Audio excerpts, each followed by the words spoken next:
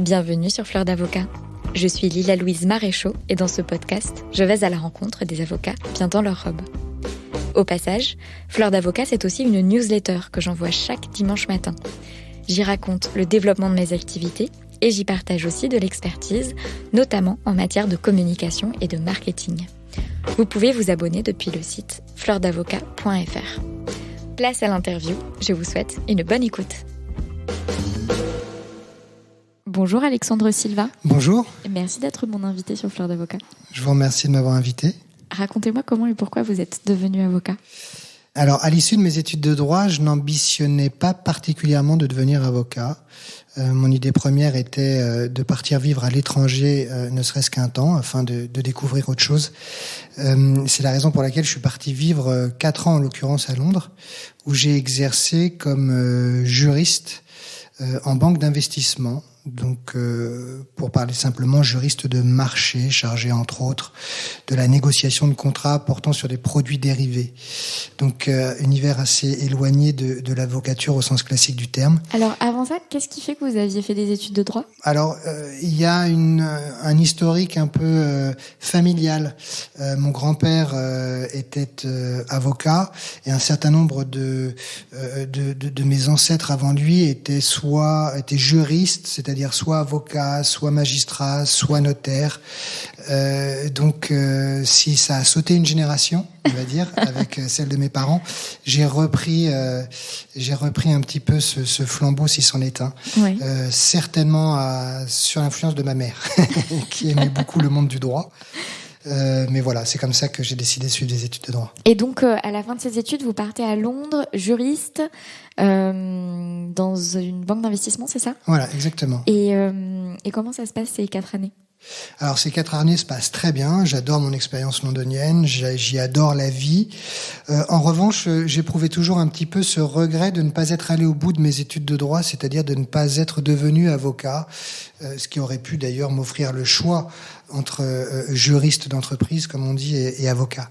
Et vous l'aviez pas passé cet examen parce que vous vouliez partir à l'étranger ou aussi parce qu'il y avait d'autres raisons qui faisaient que vous vous disiez, je sais pas ? Alors, je l'avais passé en dilettante, les mains dans les poches, sans le préparer et sans conviction, puisque je n'ambitionnais pas et je me disais simplement que si jamais ça devait marcher, tant mieux, mais si ça ne marchait pas, ça n'était pas grave. Évidemment, ça n'a pas marché. Et de toute façon, ma décision était prise de partir, donc je suis parti. Mais c'est vrai que j'avais ce regret de ne pas avoir fait les choses correctement, c'est-à-dire de ne pas m'être préparé réellement à l'examen, au concours, pour m'offrir justement ce choix que je m'imposais à moi-même. Et donc, au cours de ces années, j'ai finalement pris la décision, au bout de 4 ans à peu près, de rentrer à Paris et d'en passer le concours d'entrée du barreau. Vous aviez eu du mal à trouver du travail à Londres ? Non. Comme juriste ? Non, j'avais pas eu de mal à trouver du travail, non. J'y avais commencé par un stage de 6 mois au terme de mes études, puisqu'en complément de ma formation juridique, j'avais fait une école de commerce. Et au terme de ces 6 mois, j'ai postulé auprès d'une banque américaine où j'ai été pris, et c'est là que je suis resté en majorité. Et là-bas, vous faisiez du droit anglais, du droit français, du droit... Alors, c'est un droit un peu spécifique.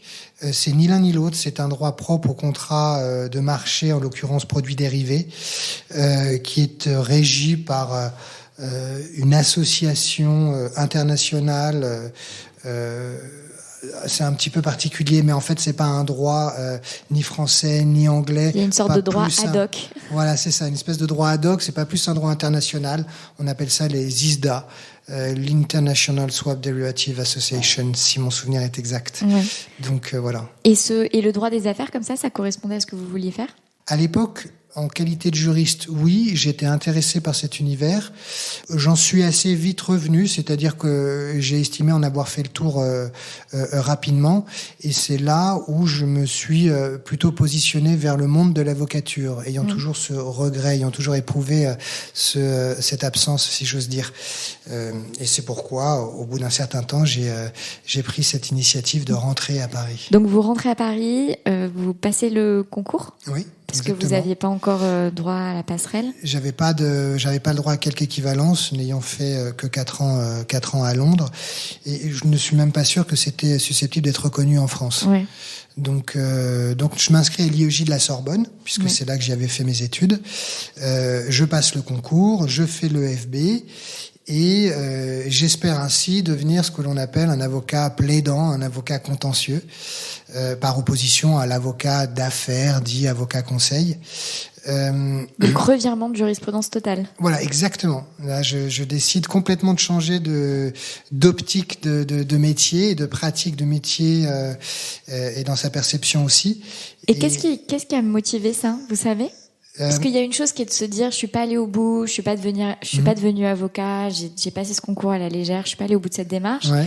Il y a une autre qui est de dire, non seulement je peux passer au bout de la démarche d'un point de vue académique et de parcours, mais en plus, en réintégrant la profession d'avocat, je vais aussi changer de pratique, c'est-à-dire de vision c'est pas tellement de vision, mais en tout cas, aller du côté de la barrière du contentieux, En fait, la manière dont j'ai vécu mon expérience de juriste d'entreprise, c'est que je trouvais l'univers assez aseptisé et assez redondant. C'est-à-dire qu'en tout cas, la façon dont je voyais les choses, c'est que ça n'était pas très enthousiasmant intellectuellement dans le cadre de la pratique du métier de juriste et la compréhension qu'on a du droit et surtout son exercice. On est encadré par des règles internes à l'établissement et on a peu de latitude. Et puis, généralement, lorsqu'une latitude doit être prise, on se réfère à un cabinet d'avocats puisque c'est lui qui prend l'initiative, c'est lui qui porte l'analyse, le juriste n'étant là finalement que pour s'assurer que la procédure interne et le protocole est respecté. Et donc, je voyais le métier d'avocat comme un métier un peu plus libéré à ce niveau-là. Et puis c'est vrai que pour moi le métier d'avocat c'est le métier d'avocat plaidant, c'est le métier d'avocat contentieux et je pense que j'avais toujours un petit peu cette fibre de justice en moi qui devait être cachée quelque part, que j'avais étouffée dans le cadre de mes études ou à la fin de mes études et j'avais envie d'y revenir, ou en tout cas j'avais envie de la laisser un petit peu s'exprimer. Et je me suis dit que c'est un peu le bagage culturel cinématographique qu'on peut avoir avec les films que l'on voit, qu'ils soient français ou américains, avec l'avocat qui plaide avec âme et passion pour la défense de son client dans un souci de justice, un peu l'image de la veuve et l'orphelin. Eh bien, j'avais cette image très stéréotypée de l'avocat et que j'aimais bien en quelque sorte. C'est une image qui peut paraître un petit peu ridicule, mais très infantile, mais quelque part que je trouvais séduisante. Et c'est à cela que j'aspirais en voulant changer finalement de carrière et devenir avocat. C'était cet avocat-là que je voulais devenir, pas l'avocat d'affaires, c'est-à-dire pas celui qui prend la marge de manœuvre, exactement. La latitude dans le contrat ISDA. Exactement. Ouais, pour peu qu'il en ait lui-même une, mais ouais, effectivement, c'était pas du tout cet avocat-là que je voulais devenir. Donc voilà, je voulais devenir cet avocat plaidant, avocat contentieux, et malheureusement, mon profil ne plaisait pas. Quand je dis malheureusement, c'est assez logiquement aussi quelque part, parce que quand j'ai postulé auprès de cabinets français de tailles diverses et variées, et même toute petite taille. Donc une fois avoir intégré l'école. Voilà. Au moment de faire les stages, etc., vous envoyez votre candidature au cabinet et pas de réponse. Alors oui, j'obtiens un premier stage, là encore, dans un gros cabinet d'affaires français où je fais mon PPI, c'est-à-dire que j'obtiens la possibilité de modifier mon PPI en entreprise puisque j'y avais déjà travaillé dans un cabinet d'avocats en France et en l'occurrence c'était un cabinet d'affaires que j'intègre grâce, je le dis en toute transparence, aux recommandations d'un ami dont le père était associé. Donc j'y passe 6 mois sans enthousiasme particulier parce que je me retrouve de l'autre côté, exactement. Mais ce n'était pas ce que je voulais faire. Donc voilà. Et ensuite, je fais mon véritable stage en cabinet d'avocat à l'île Maurice. À l'île Maurice. Voilà, c'est vrai que je me suis dit, quitte à refaire un stage de 6 mois avant de se lancer à nouveau dans le marché du travail, essayons d'allier loisirs à parfois contraintes. Et donc, je suis parti à l'île Maurice. J'ai fait un stage de 6 mois en cabinet. Quel type de cabinet cette fois ? C'était une toute petite structure, un tout petit cabinet, une avocate française qui s'était installée là-bas après avoir épousé un Mauricien. Et donc c'est vrai que c'était un avocat contentieux pour le coup. Donc là, j'ai déjà eu une approche un peu plus contentieuse. Je n'y ai pas plaidé, je n'ai pas été amené à fréquenter un tribunal, mais j'ai rédigé des écritures, des conclusions, j'ai découvert un petit peu cela. Et ce stage, vous l'aviez trouvé sur Village de la Justice ? Je l'ai trouvé, sur le site de l'EFB, qui propose des stages. Et là, j'ai postulé, j'ai fait un entretien à distance. Après, c'est vrai que je vous cache pas que j'y ai un peu plus surfé que je n'y ai travaillé, puisque j'habitais Tamarin, qui est un petit village, et en face de Tamarin, il y a un spot de surf qui est mondialement réputé. Et j'y habitais à 10 minutes à pied, donc j'y allais dès que je pouvais. Donc j'en garde un excellent souvenir, une autre excellente expérience, pas tant professionnelle pour le coup, juridique qu'humaine. Voilà, c'est ce que j'ai fait ensuite comme stage, dernier stage dans le cadre de mes études. Et donc en fait, c'est au moment de la prestation de serment et de l'intégration vraiment de la profession d'avocat comme collaborateur que vous avez plus eu des difficultés à intégrer les cabinets que vous souhaitiez Exactement. Ouais, c'est tout à fait ça. En gros, quand j'ai commencé à chercher une collaboration à proprement parler après l'EFB, je postulais partout. Et bien évidemment, j'obtenais à l'occasion assez peu dans l'ensemble quelques entretiens dans ces cabinets contentieux, mais aucun ne m'a retenu parce que mon profil était trop... J'imagine, en tout cas, ça devait être une des problématiques. Mon profil était trop axé affaires, trop avocat conseil, plutôt qu'avocat contentieux plaidant. Donc, il fallait bien que je travaille, il fallait bien que je vive. Donc, j'ai accepté une collaboration dans un grand cabinet d'affaires français. En tant qu'avocat conseil, j'intègre le département banque-finance, c'est-à-dire tout ce que j'avais fui de Londres. J'ai pas eu le choix. Frustration. Voilà, d'intégrer ça. Donc petite frustration parce que c'est pas ce pourquoi j'étais rentré. C'est vrai que comme vous le disiez, j'allais au bout de ma démarche académique, c'est-à-dire que je pouvais revendiquer la qualité d'avocat, mais c'était pas franchement pour ça que non plus que j'étais devenu avocat. C'était surtout pour faire du contentieux, plaider. Et malheureusement, ça n'est pas ce qui s'offrait à moi. Voilà. Oui. Et comment ça s'est passé, du coup, cette collaboration où vous allez un peu à contre-cœur pour faire quelque chose que vous ne vouliez plus faire? Ouais. On part pas sur des bases. C'est vrai, mais écoutez, ça s'est plutôt bien passé. Au final, je pense que dans l'ensemble, les rapports avec les autres avocats étaient très bons, même avec mon associé. Je pense pas qu'il ait eu de critiques ou de reproches particuliers à me faire concernant mon travail. Donc, j'ai fait ce que j'avais à faire. J'ai suivi les règles qui m'étaient imposées à contre-cœur, mais je les ai suivies néanmoins.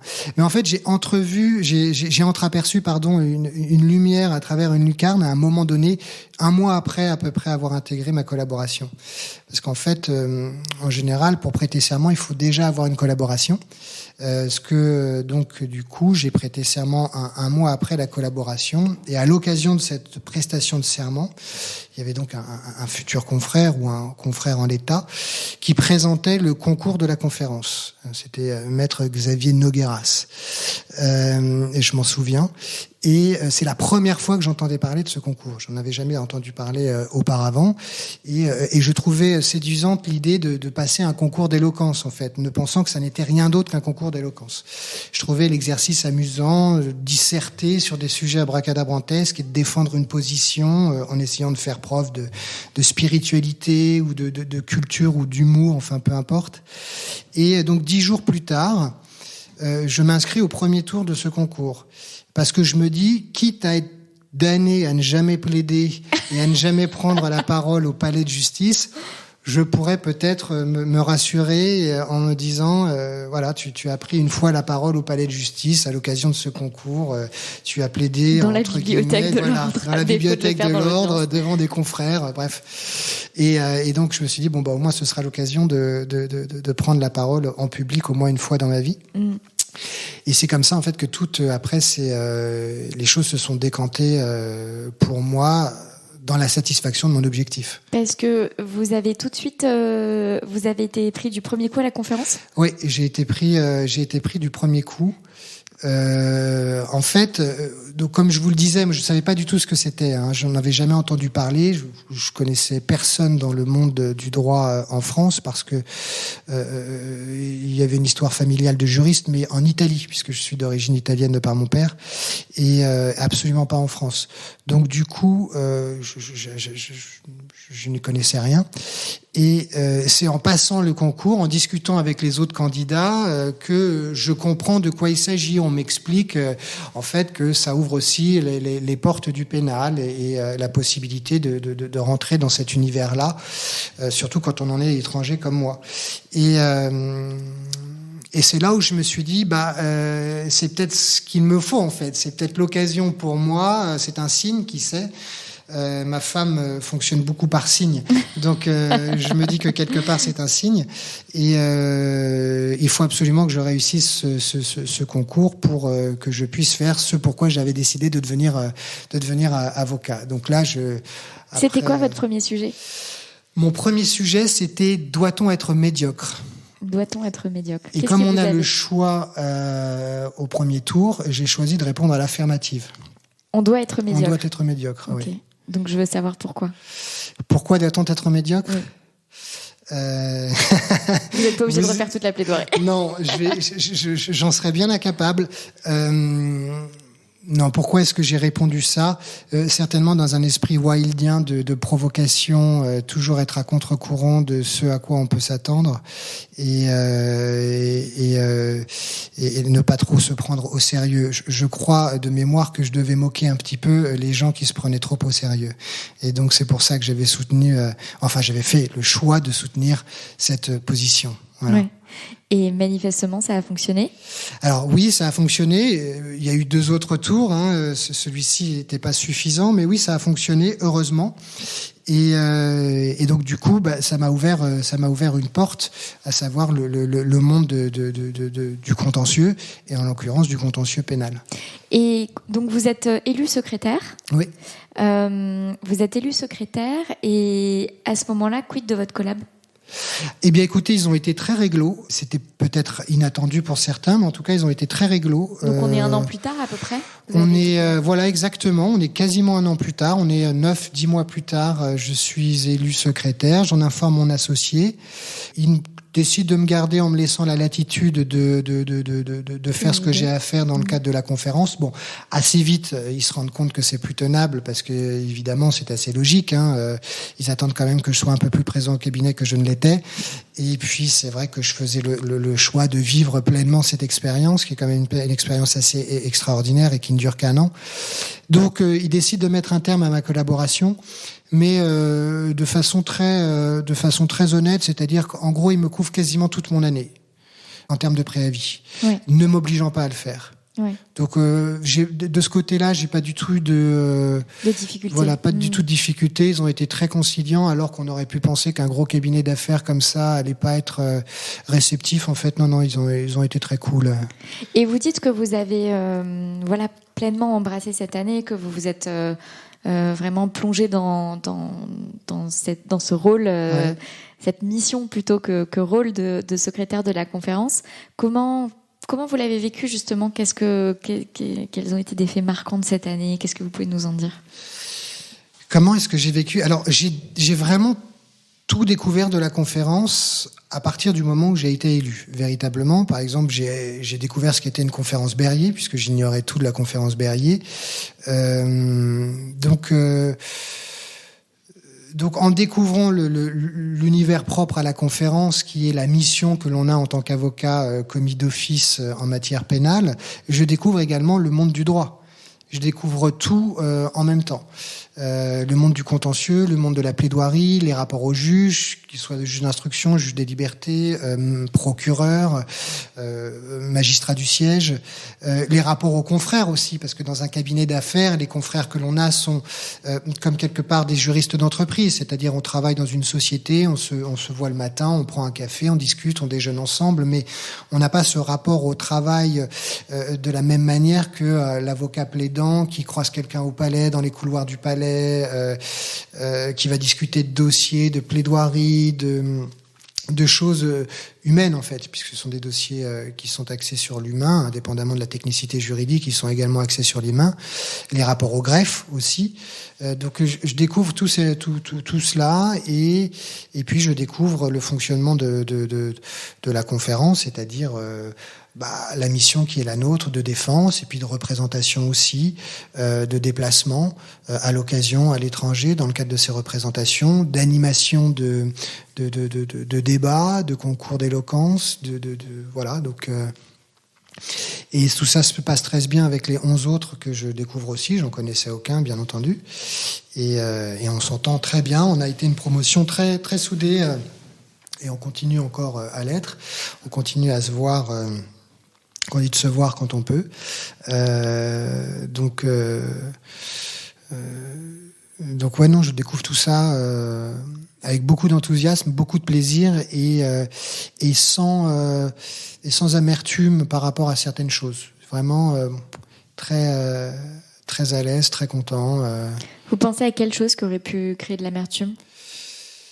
Des déceptions par rapport à un objectif, une croyance que l'on a, que l'on se fait, et puis et finalement non, rien de tout ça. Vraiment quelque chose de satisfaisant, une expérience pleinement satisfaisante du début à la fin, et même les difficultés qu'on peut avoir parfois dans les rapports avec certains magistrats, on en tire toujours quelque chose d'intéressant, et puis ça se fait toujours de façon très civilisé, en bonne intelligence. On sent qu'il y a quand même une logique entre les magistrats et les avocats d'essayer de communiquer. Enfin, quand on découvre tout ça, qu'on n'y connaît rien et qu'on n'a jamais été dans un cabinet de contentieux, c'est des choses qui vous sont jetées un peu au visage et que vous apprenez à attraper. Et donc, à l'issue de cette année de conférence, qu'est-ce que vous faites ? Alors, à l'issue de cette année de conférence, je décide de rester, donc bien évidemment, dans le contentieux, avocat plaidant, je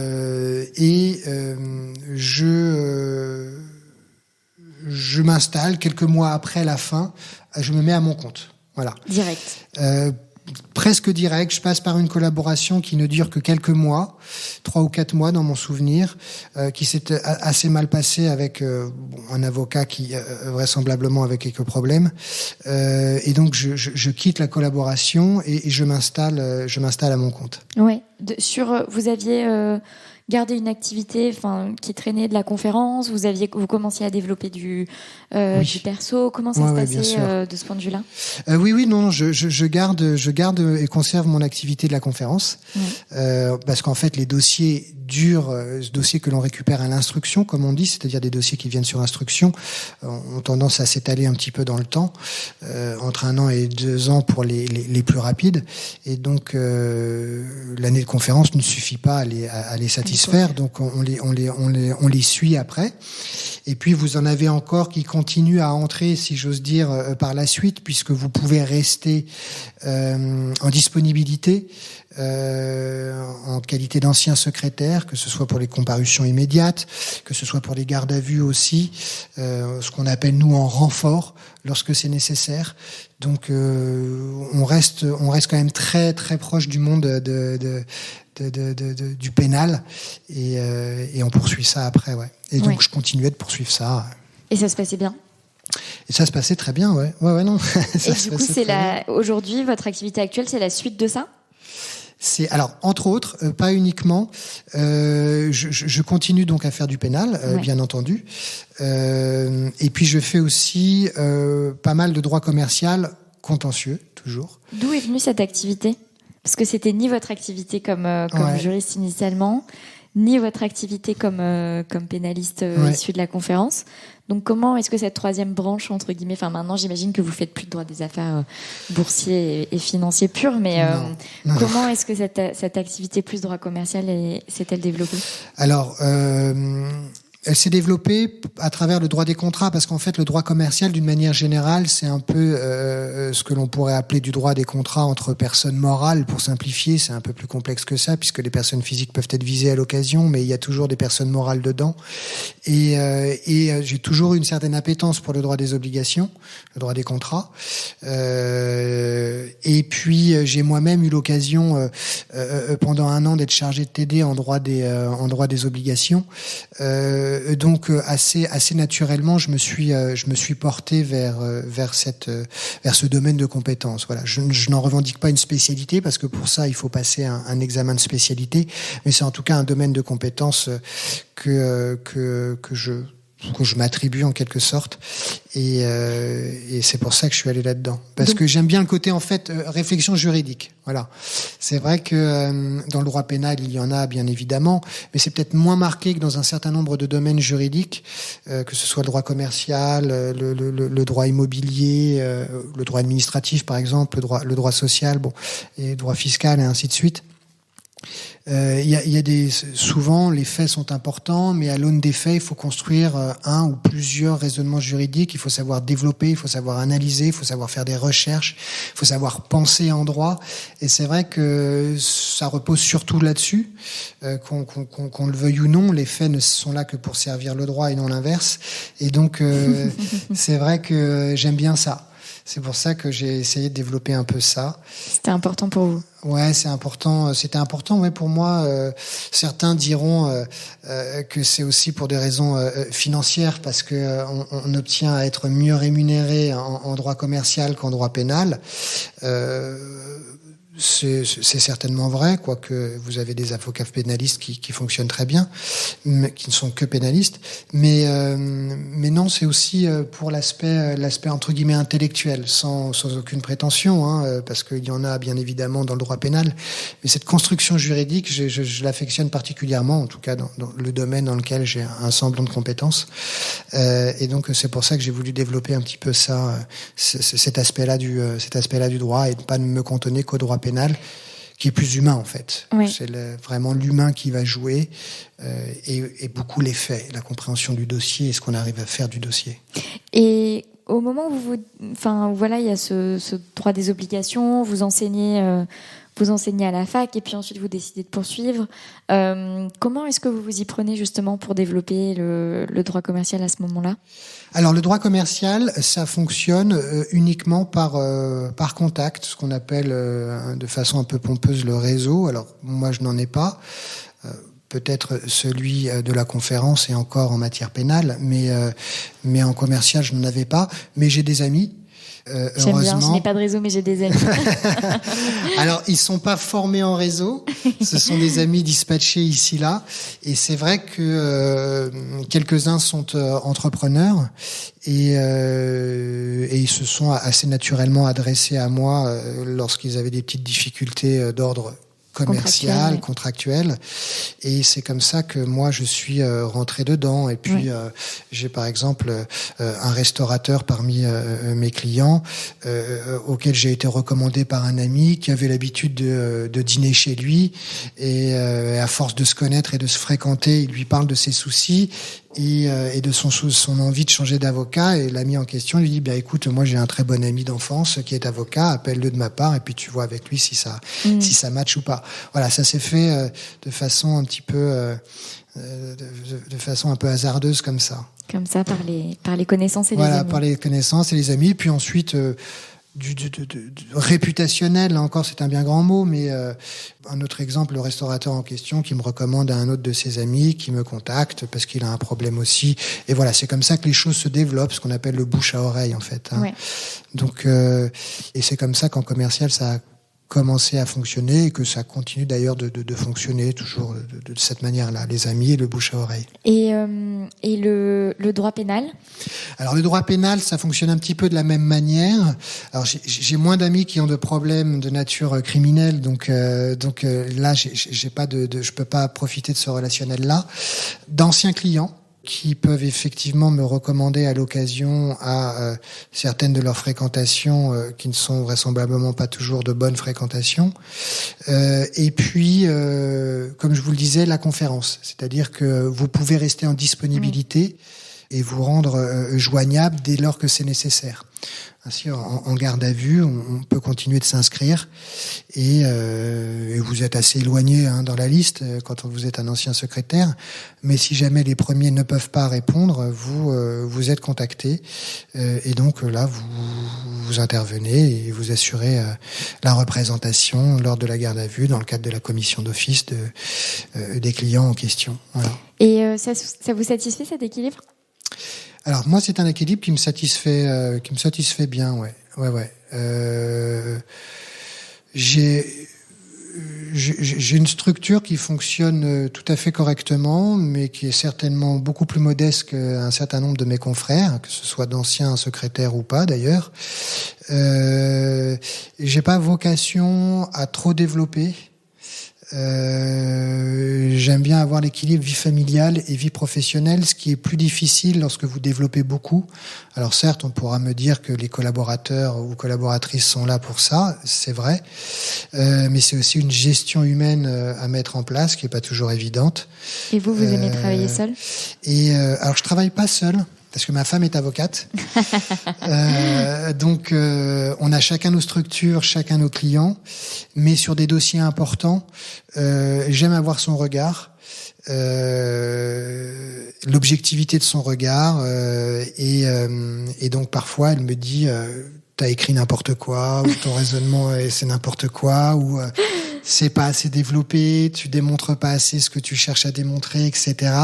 Elle m'aide beaucoup Elle m'aide quand j'ai des véritables doutes en matière donc contractuelle, parce qu'elle-même a été chargée de t'aider en droit des contrats spéciaux à Assas, si mon souvenir est exact. Donc ouais, elle m'aide pas mal là-dessus. Et en pénal, elle vient souvent avec moi sur des assises. Sur les assises, elle vient souvent en matière de viol, notamment. Non pas parce que j'essaie de jouer la carte de la présence féminine auprès de mes clients, mais parce que c'est important d'avoir sur des dossiers aussi lourds un regard extérieur, puis aussi un regard féminin. Il faut bien l'admettre, mais pas uniquement. Et donc, ouais, elle prend les dossiers avec moi, elle les lit avec moi, on les travaille ensemble.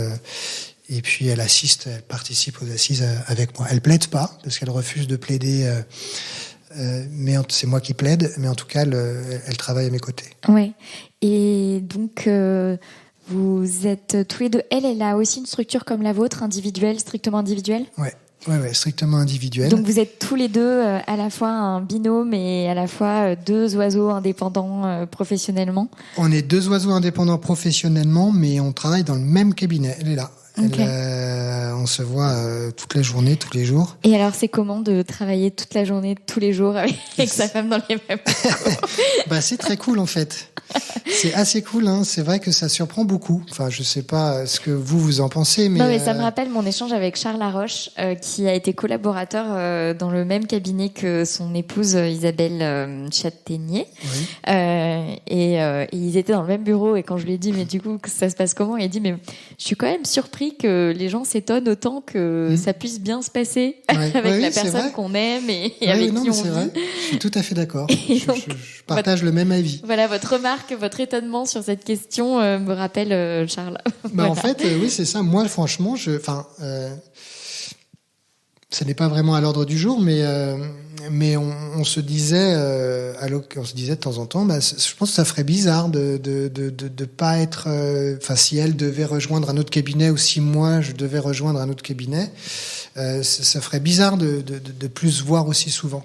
De pas avoir cette proximité. Ouais, de pas avoir cette proximité. Donc non, c'est assez cool, ouais. Et c'est bien aussi parce que je pense que elle a une certaine transparence. Par exemple, dans la façon de me dire les choses, elle est directe, elle va être honnête, elle va pas prendre de gants. Parce qu'on a le collaborateur ou la collaboratrice fera fera plus, ce qui est assez logique d'ailleurs. On est toujours un peu plus intimidé par son, entre guillemets, patron, en tout cas son associé.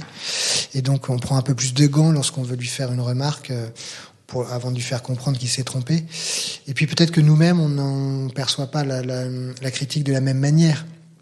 Quand c'est quelqu'un que vous estimez à votre niveau, si j'ose dire, vous acceptez plus facilement la critique ou vous la comprenez en tout cas plus aisément. Quand c'est quelqu'un qui est censé apprendre et auquel vous êtes censé apprendre quelque chose, je pense que supposer que cette personne en réalité est susceptible de vous enseigner cette même chose, ça vous perturbe. Donc vous avez peut-être du mal à comprendre en quoi elle a raison. Donc, oui, vous pointez un truc intéressant sur finalement ce rapport de travail dans la profession d'avocat qui, je pense, est encore imprégné de beaucoup de verticalité descendante. Exactement. Et peut-être que dans d'autres secteurs, on conçoit beaucoup plus que... Enfin, il y a tellement ce mythe de la transmission dans la profession d'avocat, du mentor, etc. Ouais.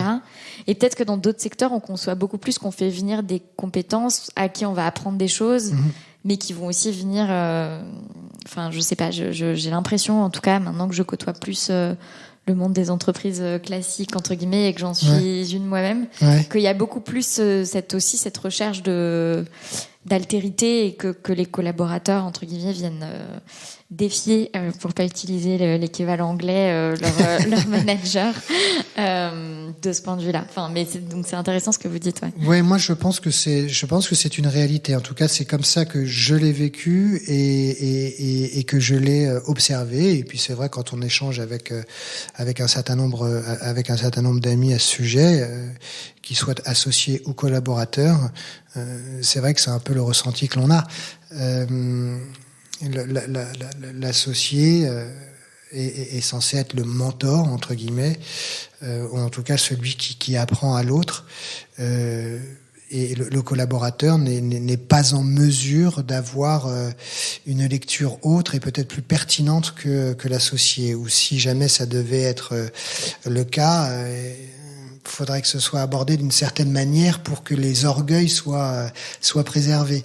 Donc bon, c'est parfois un peu triste, ça peut se comprendre aussi. C'est vrai que voilà, je pense que c'est un métier en revanche où la transparence dans l'échange est nécessaire, vraiment, parce que c'est un métier où dans lequel il faut faire preuve d'humilité. Et si on se croit un tout sachant, on va avoir du mal à progresser, à se remettre en question et donc et à accepter finalement que les choses se passent autrement. Et donc on fait pas forcément très bien son métier dans ce cas-là. Et c'est intéressant aussi ce que vous dites sur la manière dont vous travaillez avec votre épouse, où elle relie certains de vos actes et où vous la consultez et vous avez des échanges entre guillemets à égalité sur le dossier et puis sur la manière dont vous l'avez abordé et traité. Et cette recherche en fait de contradiction sur votre propre travail que vous avez trouvé, donc en l'occurrence avec votre femme avec qui vous partagez des locaux. Juste avant de venir, j'ai un groupe WhatsApp d'auditeurs de Fleur d'Avocat, et il y a une auditrice qui a posté un message en disant voilà, j'interviens sur tel type d'opération en droit public et je cherche un legal buddy. Je cherche quelqu'un avec qui je puisse être dans la contradiction sur mon propre travail, et bien évidemment de façon réciproque, c'est-à-dire que si vous voulez, et ça rejoint une crainte que j'ai beaucoup auprès de mes clients et notamment de mes clients qui s'installent et qui deviennent indépendants. Il y a beaucoup cette crainte de la solitude, et dans la solitude, au-delà de l'aspect relationnel de passer des journées seules, il y a cette crainte d'être seul face à ces questionnements juridiques, intellectuels, et de ne plus avoir le retour entre guillemets de quelqu'un ou d'un collègue ou d'un mentor, justement. Et vous avez trouvé cet arrangement-là dans votre... C'est très difficile de prendre de la distance avec l'analyse qu'on est en train de construire.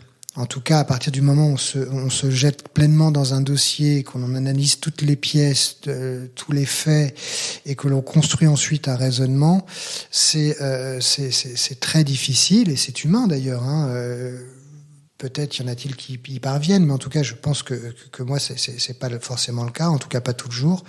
C'est difficile d'arriver à prendre cette distance qui est nécessaire pour le suivi et le traitement de son dossier. Donc, c'est vrai que c'est bien d'avoir quelqu'un qui vous relise et qui vous dise non, c'est mal abordé. En tout cas, l'idée est bonne. Oui, tu as trouvé le bon arrêt de jurisprudence, sauf que tu le développes pas assez. Tu vas chercher l'intention du législateur pour confronter au sens de la jurisprudence, etc. Enfin, ce genre de choses auxquelles on pense pas forcément parce qu'on est pris par ce qu'on est en train de faire et on oublie parfois certaines clés que l'on connaît, que l'on a, mais on n'y pense pas. Et le fait d'avoir quelqu'un en face qui vous dise les choses simplement, sans que vous preniez ça mal et que vous vous sentiez insulté ou agressé dans votre ego, qui plus est masculin d'avocat tout puissant, voilà, ça fait du bien d'avoir cet échange-là. Moi, j'ai vu dans certains cabinets que cet échange était impossible, mais réellement impossible, et que ça causait des drames invraisemblables, alors qu'il s'agissait juste d'établir un constat et parfois simplement des réalités. Donc c'est quelque chose que je veux pas revivre et que moi justement, enfin à laquelle j'aspire. C'est voilà, pour l'instant je l'ai avec ma femme. Peut-être qu'un jour je l'aurai avec un collaborateur ou une collaboratrice. Pour l'instant, c'est pas d'actualité. Mais c'est vrai que ça, c'est important et ça fonctionne bien. Et moi-même, j'hésite pas à lui dire quand elle me sollicite sur ces dossiers. Mais ouais, non, c'est super de fonctionner comme ça, en tout cas. Moi, je trouve ça bien. Et une fois encore, toute la journée, moi, l'avoir toute la journée, ça me dérange pas. J'ai l'impression que c'est réciproque. Donc voilà. Peut-être qu'on aura des retours après la diffusion de cette interview. Ouais, non, mais en plus. Je sais pas si je vous dirai. Bah, vous pourrez l'interviewer si vous voulez. Hein. Elle vous dira ce qu'elle en pense. Après, c'est vrai que le métier avocat, c'est un peu particulier par rapport au salariat. C'est que on bouge quand même. Vous voyez, et elle aussi est d'accord avec moi là-dessus. Elle va au palais de temps en temps c'est moi qui vais au palais, que ce soit à Paris ou aux provinces. On se déplace, on a des rendez-vous clients, alors majoritairement au cabinet, mais parfois les clients, certains aiment bien qu'on vienne chez eux, notamment les sociétés. Donc on n'est pas toujours non plus H24, 7 jours sur 7 ensemble. On a aussi notre vie professionnelle qui nous amène à nous déplacer. Et bon voilà, on a quand même une certaine liberté. Elle va déjeuner avec des amis ou parfois prendre un verre ou dîner avec des amis aussi. Donc nos journées, on les rythme comme ça. On n'est pas... je pense que... voilà. Et vous arrivez justement à laisser le travail au cabinet ou ça vient à la maison avec vous ? Alors ça vient à la maison avec nous, ouais, ça c'est. Mais c'est un plaisir partagé. Moi, je sais que j'adore parler boulot le soir aussi. Je suis d'accord. Je suis d'accord avec vous. Ouais. Nous, on n'a pas de problème à parler de ça. Alors, bon, je pense qu'on aime bien ce qu'on fait, donc c'est vrai que ça nous dérange pas du tout. Et on dit en fait que c'est bien, enfin que c'est constructif pour nos dossiers. C'est marrant parce que je pense que c'est vrai que parfois, c'est plus on discute et plus on prend le temps de discuter de quelque chose qu'on conceptualise encore plus la chose en question et qu'on arrive à trouver la solution. Le temps est parfois favorable. Et c'est vrai que le temps du cabinet peut être restreint. Nous, en plus, on n'a pas vocation à faire des horaires tardifs comme j'ai pu en faire dans mon premier cabinet d'affaires. Donc, c'est vrai que on prolonge ce temps de façon plus conviviale à la maison, une fois que les enfants sont couchés. Mais c'est vrai qu'on aime bien échanger sur nos dossiers, sur nos raisonnements juridiques, et c'est comme ça que parfois ça nous vient en fait, que moi je lui donne une idée pour un de ses dossiers, que elle me dit d'analyser plutôt les choses comme ça, et puis en même temps on se rassure. Parce que parfois on ne sait pas comment aborder un dossier, on a une vraie angoisse, et on a une inquiétude. Et c'est vrai qu'avoir quelqu'un à la maison avec qui vous pouvez partager cette inquiétude et cette angoisse, c'est assez rassurant. Ouais. Et c'est quand même un métier assez stressant là-dessus. Vous avez des gens qui vous font confiance On n'est pas au niveau de stress du médecin, bien évidemment, qui parfois, enfin en tout cas certains d'entre eux ont la vie d'être humain entre leurs mains, mais il y a quand même le stress de gens qui viennent vous confier leurs problèmes, leurs difficultés. En fait, ils vous remettent leurs problèmes et c'est à vous de les prendre pour qu'eux s'en déchargent et d'essayer d'obtenir une solution par l'intervention d'un juge. Donc c'est quand même prenant, c'est assez angoissant quelque part, c'est assez lourd comme responsabilité qui nous est demandée, même si on l'accepte volontiers. Et parfois, quand on est confronté à ces inquiétudes fortes, c'est super de rentrer chez soi et de pouvoir se confier à ce sujet, à l'autre, et l'autre vous rassurer, ou avoir la solution parce qu'il a déjà été confronté à ça, ou vous dire ah non mais c'est bon, t'inquiète pas, je vois très bien de quoi il s'agit, je connais ou machin, ou enfin voilà, vous pouvez, ou sinon vous se connaissez pas. Et on réfléchit ensemble et on essaye et c'est que ça vous permet de dormir un peu plus sereinement que de vous coucher avec votre angoisse dont vous n'avez pas réussi à... Demain, il faudra que je gère ce truc Et oui, parce qu'en plus avec un collab, imaginez entre collaborateurs, l'autre a aussi du travail, il n'y a pas que ça à faire non plus, donc il peut pas passer autant de temps que ça, alors que quand vous êtes dans une relation amoureuse, vous confiez du temps à l'autre et ce temps passe par n'importe quoi, mais notamment par le temps entre guillemets professionnel. Donc vous acceptez de partager ça et ça c'est cool, franchement c'est hyper rassurant. Bon, en tout cas vous avez l'air de bien vous être trouvés tous les deux là-dessus. Là-dessus on s'est bien trouvés, non c'est le hasard qui a voulu ça, mais je le dois à la conférence d'ailleurs, mais ouais, c'est ça. Et vous disiez tout à l'heure que vous aviez pas vocation, de façon intentionnelle, que vous aviez pas vocation et une intention particulière de développer outre mesure, parce que ce que je comprends, c'est que vous aimez en fait votre rythme actuel, vous aimez protéger pas mal votre vie privée, etc. Ouais, exactement. Oui, c'est. En fait, ça peut paraître surprenant, ou ça peut être un moyen pour me justifier de l'état de mon cabinet, mais en fait non. C'est juste que j'ai travaillé beaucoup quand j'étais un peu plus jeune. Je sais ce que c'est, je sais le faire. J'ai plus vraiment envie de le faire maintenant. D'autant plus que j'ai une vie de famille, donc j'ai envie d'avoir une certaine régularité dans mes horaires de travail. Ça peut paraître très fonctionnaire dans la mentalité. Non, mais moi je m'intéresse dans ce podcast et c'est pour ça que je fonctionne sur le base de la recommandation et c'est pour ça que c'est pas moi ce qui m'intéresse c'est votre manière d'exercer à vous et ce que les auditeurs apprécient dans le podcast c'est de découvrir comment chacun façonne son exercice d'une façon qui lui convient. Et donc, je suis sûre que... et je les invite à vous écrire, d'ailleurs. Non, mais je veux dire, je suis sûre que ça... Parce que votre souhait, votre intention, votre manière de voir votre exercice et comment vous avez envie de le construire parlera à beaucoup de personnes, en fait. Donc, il n'y a pas de... vous n'avez pas besoin de vous en excuser. C'est ça que je veux dire. Cette longue incipit pour dire que vous n'avez pas besoin de vous en excuser. Non, mais c'est gentil, merci. Non, mais oui, c'est moi. Si vous voulez une journée type et comme je la conçois en tout cas dans le cadre de mon métier, c'est le matin, on dépose les enfants. Alors on se répartit puisqu'il y en a une qui est à la crèche et l'autre qui est à l'école. Mais après la dépose, c'est cabinet direct, donc 8h30, 9h au plus tard. On travaille jusqu'à la pause déjeuner. Alors, on a la chance d'habiter à proximité de notre cabinet. Donc, c'est vrai que, soit on déjeune au cabinet, soit on prend le goût d'aller au restaurant, soit on rentre à la maison. On revient, journée au cabinet, et puis après, on va récupérer nos enfants. Donc, on est assez tôt, on va dire en fin d'après-midi, avec nos enfants. Voilà, c'est ça. On est avec nos enfants, on s'en occupe jusqu'au coucher. Et puis ensuite, c'est ce dont je vous parlais tout à l'heure, c'est là où parfois on reprend, lorsque c'est nécessaire, notre activité professionnelle.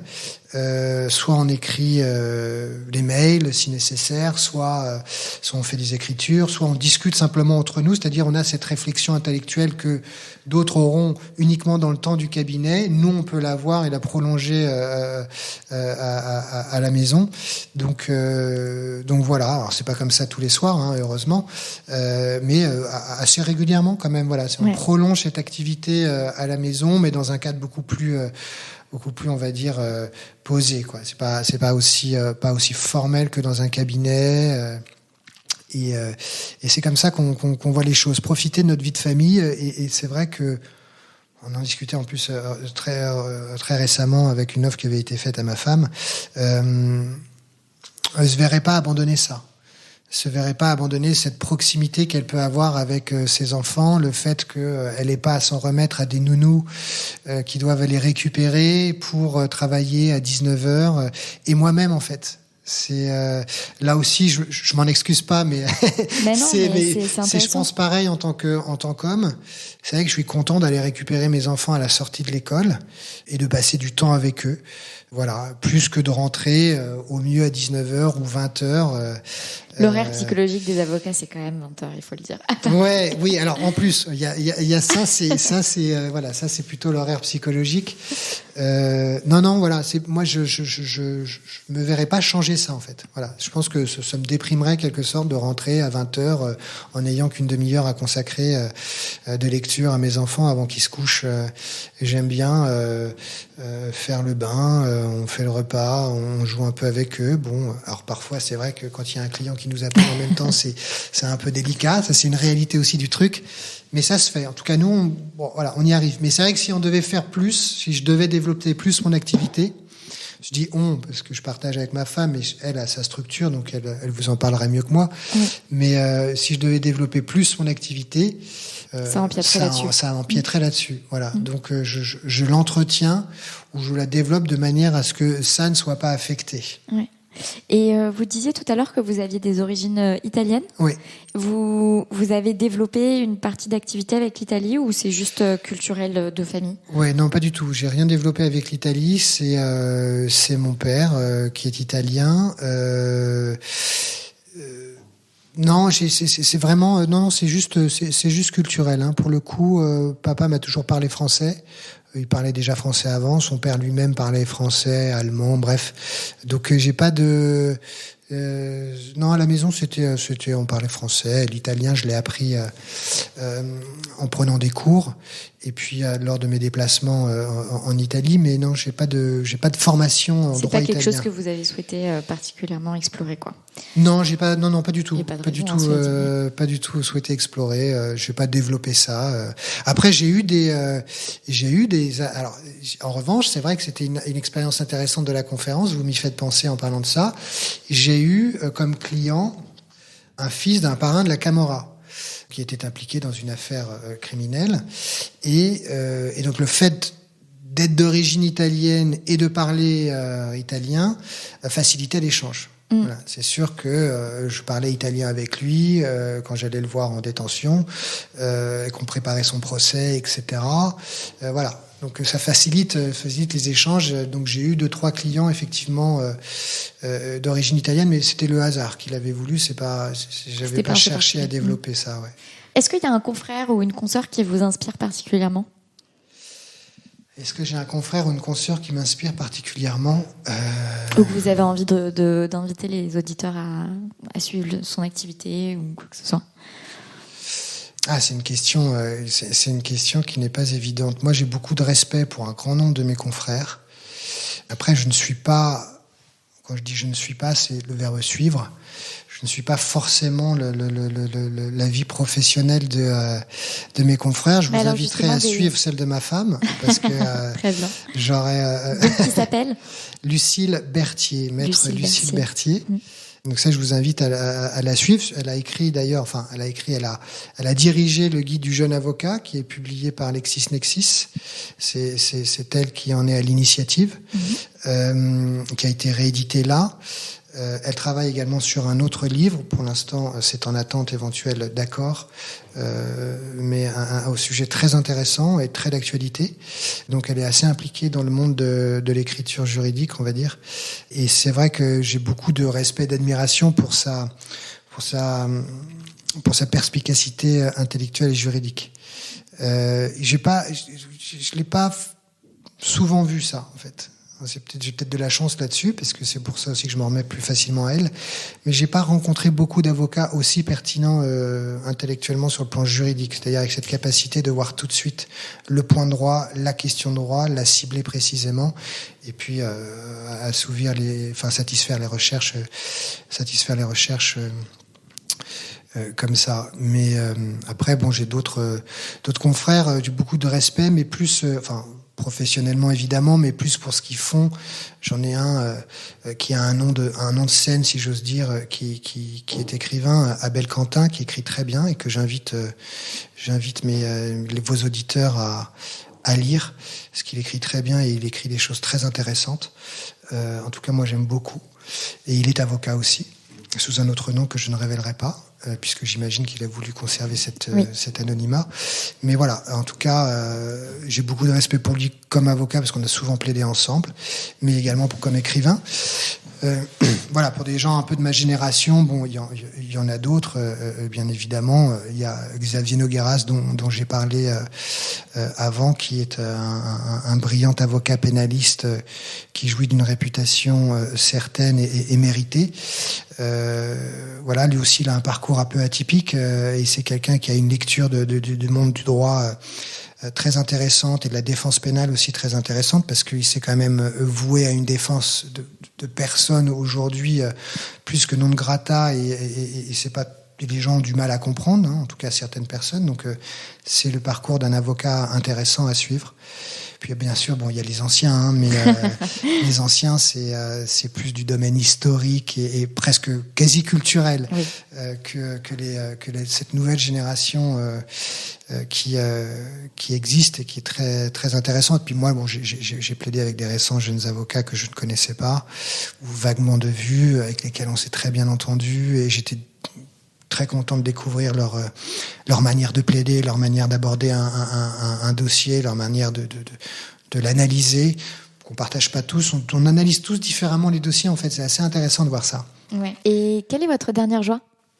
Ma dernière joie ? Oui. Professionnelle ? Celle que vous voulez. Alors, la dernière joie, on va dire que c'est la naissance de ma fille, puisque c'est la dernière à être née. Il y a eu mon fils avant. La dernière joie professionnelle, c'est le succès d'un dossier très difficile partagé avec ma femme sur le plan juridique. Une analyse très poussée en droit européen. C'était très compliqué, et face à un très gros cabinet, et on a gagné. On était très contents. Et ça, c'était une première. Ça, c'était la joie professionnelle, la dernière. Félicitations. Merci, ouais. Et qu'est-ce que vous portez sous votre robe ?